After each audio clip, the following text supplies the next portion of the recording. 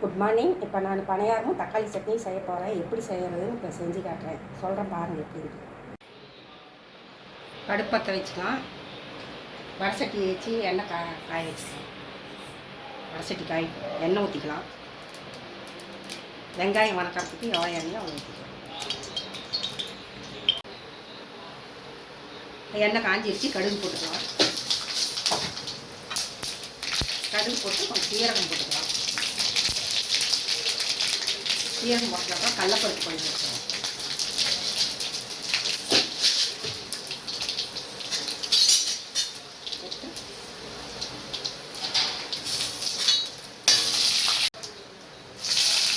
வெங்காயம் போட்டுக்கலாம். பெரிய வெங்காயம் 1/4 கிலோ வெங்காயம் இருக்கும்.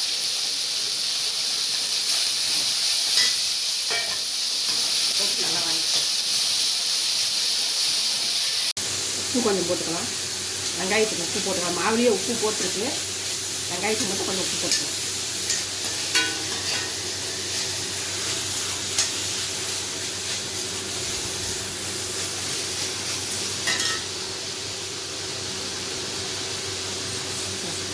வணக்கிட்டு அப்படியே கொத்தமல்லி தலை கொஞ்சம் போட்டுக்கலாம். வணங்கி எடுத்து அதில் போட்டுக்கலாம். மாவில் எடுத்து கொட்டிக்கலாம். அடுத்து கம்மி பண்ணிக்கலாம். மாவில் எடுத்து இப்போ கொட்டிக்கலாம்.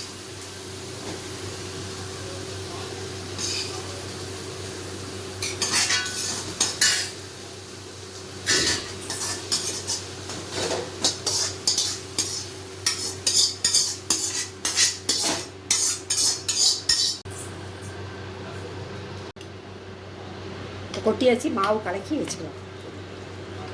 மாவெல்லாம் கலக்கி இப்படி வச்சுக்கலாம். இப்போ இதிலே தக்காளி சட்னி வணக்கிக்கலாம். எண்ணெய் ஊற்றிக்கலாம்.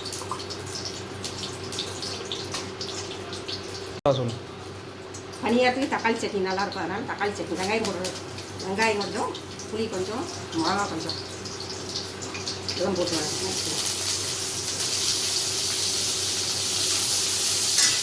சின்ன வெங்காயம் போட்டுருக்கு. சின்ன வெங்காயம் கொஞ்சம் வணங்கட்டும். இதிலே கொஞ்சம் கருவேப்பிலை போட்டுக்கலாம். கொஞ்சம் உப்பு போட்டுக்கலாம். வீடியோ சைஸ் பெருசாகிட்டு இதில் கொஞ்சம் உப்பு போட்டுக்கலாம்.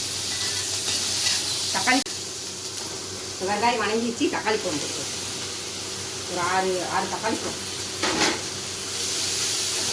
வணங்கிட்டு நல்லா வணங்கணும். வெங்காயம் தக்காளி எல்லாம் நல்லா வணங்கும்.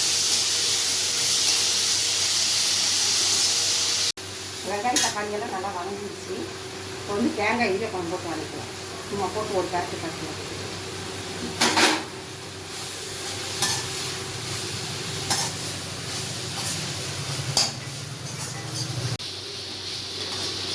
இப்போ ரெடியாகிடுச்சு. அப்புறமா ஆறுனதுக்கப்புறம் அரைச்சிட்டு காட்டுறேன் எப்படி இருக்குதுன்ட்டு காட்டுறேன்.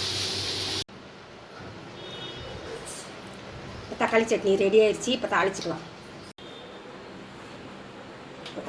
அடுப்பை வச்சு கரண்டி வச்சுக்கலாம். கரண்டிக்கு ஆகிட்டோம். கரண்டி காய்ஞ்சிருச்சு. எண்ணெய் ஊற்றிக்கலாம்.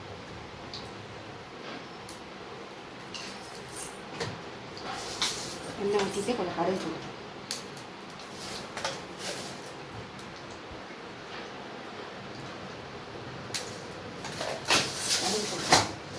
கொஞ்சமாக சீரகம் போட்டுக்கலாம். சீரகம் உடம்புக்கு நல்லா, அதனால் கொஞ்சம் வந்து எல்லாத்தையுமே சேர்த்துக்கலாம். கருவேப்பிலை இதுலேயே போட்டு அரைச்சிட்டேன். அதனால் இதில் போடல. கருவேப்பிலை அதை போட்டு அதை போட்டேன். கொஞ்சம் பெருங்காயம் போட்டுக்கலாம். பெருங்காயத்தூள்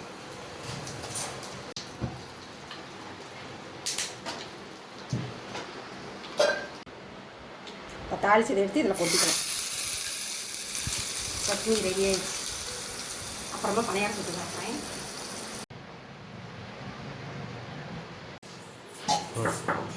சட்னி ரெடி ஆகிடுச்சு. அடுத்தது நம்ம பணியாரம் சுட்டுக்கலாம். பணியாரம் எப்படி சொல்கிறதுன்னு காட்டுறேன். சட்னி ரெடி ஆகிடுச்சு. பணியாரம் பண்ணி வச்சுக்கலாம்.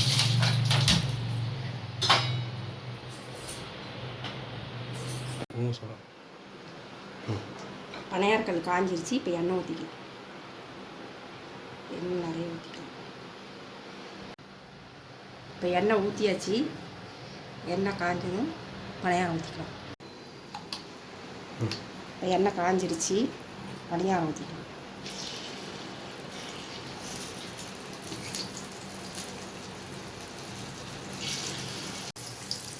இப்போ பணியாரம் ஊற்றியாச்சு, வேகட்டும். ஒரு 3-4 நிமிஷம் வேகட்டும். வெந்ததுக்கப்புறம் திருப்பி போடலாம். பணியாரம் திருப்பி போடலாம். வெந்துருச்சு. இப்போ பணியாரம் திருப்பி போடலாம். பணியாரம் ரெடி ஆகிடுச்சு. பாருங்கள், நல்லா சவந்து வந்துருச்சு. மொறு நல்லா பணியாரம் சவந்து வந்துருச்சு. இப்போ எடுத்துடலாம்.